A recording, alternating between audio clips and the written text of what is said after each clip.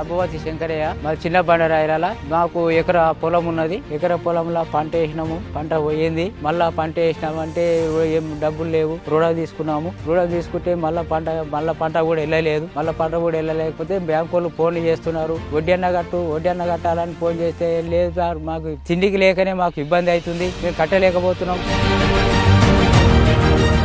కేసీఆర్ గారు రుణమాఫీ చేస్తామని ఆయన చేయలేదు.